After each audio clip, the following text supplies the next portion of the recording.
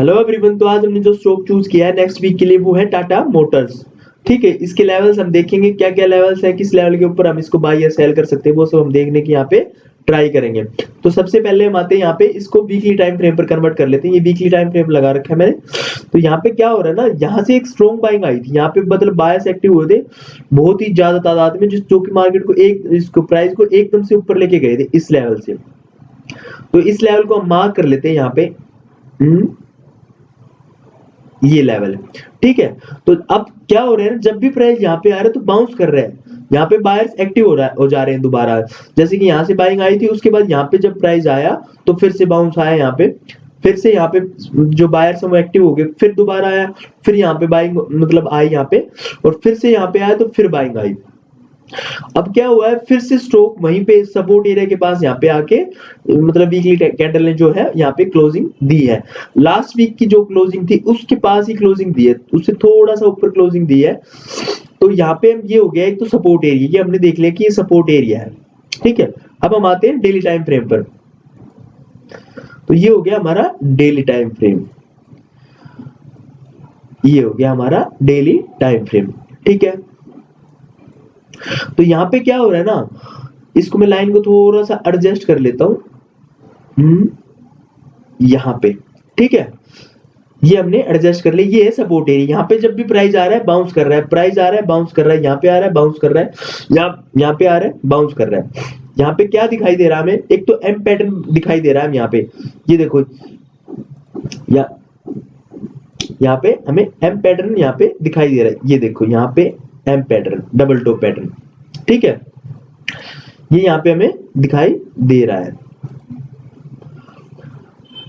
एक सेकेंड, ये लाइन गलती से, हाँ ये हो गया। ठीक है, तो यहाँ पे एक तो एम पैटर्न हो गया, ये दूसरा ही सपोर्ट एरिया हो गया, डबल टॉप बना दिया इसने सपोर्ट एरिया के पास।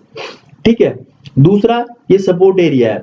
अब जब प्राइस इसको ब्रेक करेगा नीचे की तरफ, जब तक प्राइस इसको नीचे की तरफ ब्रेक नहीं करा तब तक तो हम अपनी एंट्री नहीं डाल रहे हैं यहाँ पे, लेकिन जब प्राइस इसको नीचे की तरफ ब्रेक करेगा तो हम अपनी इसमें एंट्री डाल सकते हैं।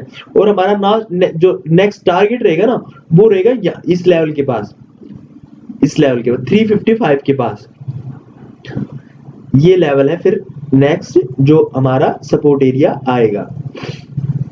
ठीक है, ये हो गया एक। तो दूसरा हम यहाँ पे हमें एक पैटर्न दिखाई दे रहा है, ये देखो यहाँ पे, ये हो गया, इसको मैं थोड़ा मोटा कर देता हूँ लाइन को, ये हो गया। ठीक है, दूसरा हमारा हो गया यहां से और ये, तो और यहां से ये, तो ये क्या पैटर्न हो गया, ये हमारा हो गया पोल एंड फ्लैग। ठीक है, जो कि reverse pole and flag pattern जो होता है वो हमारा यहाँ पे हमें दिखाई दे रहा है, और उसका ब्रेकडाउन यहाँ पे नीचे की तरफ इसने दे दिया है। तो जैसे ही पहला इसका भी नीचे आएगा तो पहला लेवल तो यही हो गया, सपोर्ट एरिया भी यही। जैसे ही इसको ब्रेक करेगा नीचे की तरफ तो हमारा नेक्स्ट टारगेट रहेगा ना, वो रहेगा 355। ठीक है, ये हो गया दूसरा। तीसरा हम यहाँ पे पीवट पॉइंट लगा के देखते हैं,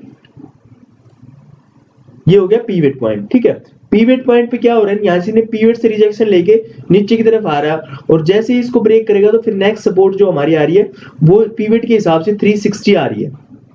ठीक है, 360। तो जैसे ये 375 को नीचे की तरफ ब्रेक करेगा तो पहला टारगेट हमारा 360, और फिर ये हमारा 355 के पास आएगा। ठीक, और मूविंग एवरेज वगैरह लगा के देखते हैं तो उनसे तो सबसे नीचे चल रहा है स्टॉक, डाउन ट्रेंड में चल रहा है, ये 200 100 और ये हमारा 50 मूविंग एवरेज सबसे नीचे चल रहा है ये। अगर ये डेली टाइम फ्रेम पर सबसे नीचे चला तो ये मतलब कि इसको हम मान सकते हैं कि स्टॉक अभी डाउन ट्रेंड में है डेली टाइम फ्रेम पर। तो ये हो गया हमारा Tata Motors for next week. जैसे ही स्टॉक इसके नीचे क्लोजिंग देगा डेली टाइम फ्रेम पर तो हम उसमें अपनी सेल की पोजीशन डालेंगे, और यहां तक के लिए हम अपना टारगेट देखेंगे 355 तक के लिए।